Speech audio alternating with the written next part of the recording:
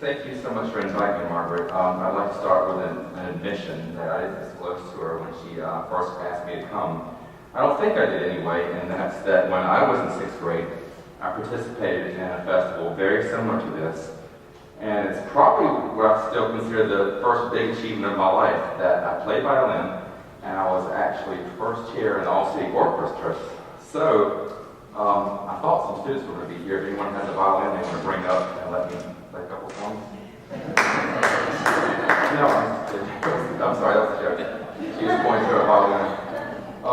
I would like to say, if there are any musicians here, I met one outside the door that I don't know if you realize how big of a deal this is, because I didn't when I was here, but it's definitely something they're going to remember for the rest of their lives. But you don't want to talk up here about my violin songs. I'm here to talk about Terry Sanford. He was our governor, obviously, in the 60s, and in the 80s, when I got the chance to know him, he was our United States Senator. He was, or he is, my personal political hero. Mainly the reason he's my hero is because of courage. He was a paratrooper in World War II, and there's dozens and dozens of stories I could talk to you about his courage, but I was thinking of something to say last night, and I realized that probably one of the most appropriate things I could say this week when we're remembering the loss of our President Kennedy is I could talk about the relationship the two of those had together. Terry Sanford was a big supporter of President Kennedy, and the reason I consider that courage is because North Carolina in the 60s was a very different place than it is right now. I know a lot of you have seen the nomination speech. Well, not the nomination speech, but the actual speech that Kennedy gave when he accepted the nomination on the floor that year.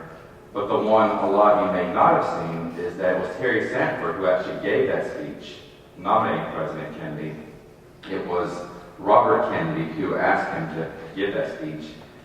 And I think that was one of his first real demonstrations of political courage, because even though Terry Sanford knew that most Southerners, most North Carolinians were supporting another Southerner, Lyndon Johnson, he also knew from all of his pollsters that supporting President Kennedy would cost him votes. I don't remember the exact number, but quite a few.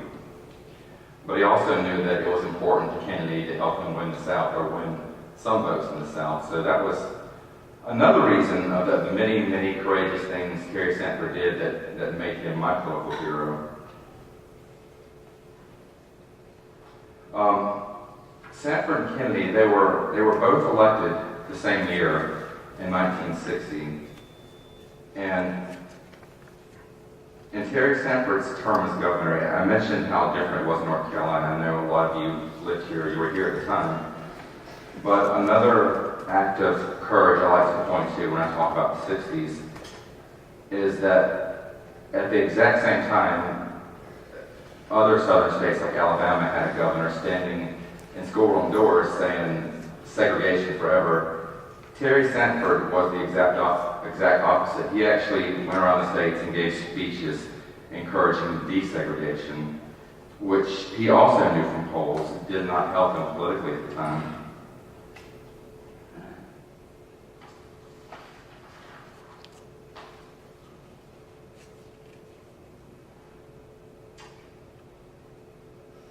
There's a few more courageous things I'd like to touch on with Terry Sanford.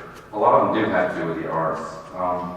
One thing he did when he was governor is he started a tax, which again he knew was extremely politically unpopular.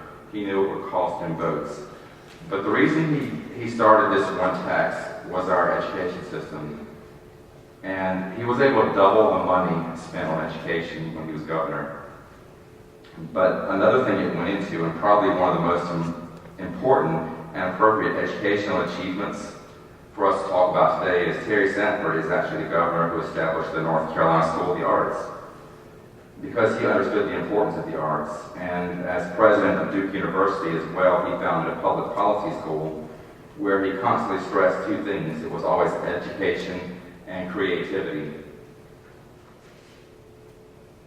I had the chance to work with him on his campaign and a little bit when he was in the Senate. And he did talk about the arts quite a bit. his commitment to the arts lasted his entire life. In his retirement, he wrote books, but his overwhelming passion in the final days of his life is he was planning for a performing arts center. It was to be located near here, just off Edwards Mill Road, and his dream was to provide a permanent home for the American Dance Festival, the North Carolina Symphony, and the North Carolina Ballet. Currently, I serve in the North Carolina legislature where Terry Sanford got his start. And using our recent recession as justification, our most recent General Assembly has made a lot of cuts to education. They've made a lot of cuts to the arts. And as is all too often when times get tough and budgets get tight, it seems like the arts are always the first place that they look. This year, there was another, I'm a freshman in the House of Representatives. There was another freshman House member that stood up when the debate came to funding arts for our schools. And his debate was 3 sentences. It read like this: "It ain't important, it ain't necessary, and we don't need it." And then he sat down.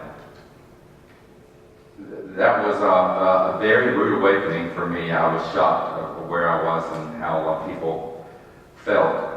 We've all heard a million times Winston Churchill's quote about what else are we fighting for. I know mine's not to give a political speech today, but the reason I mention that is I do hope that you'll support other candidates that support the arts so we continue to have days like this, and the reason we're here today. When budgets get tight, it's not always something that's easy to do. Terry Sanford always had courage, and I can assure you that if he were here today and times were tough, that the arts are not the first place he would look to cut. Like all of you, he understood the value and the absolute need for society to express itself through the arts. And I thank you so much for letting me come here today and talk to you about my political hero, Terry Sanford, and our arts governor, Terry Sanford.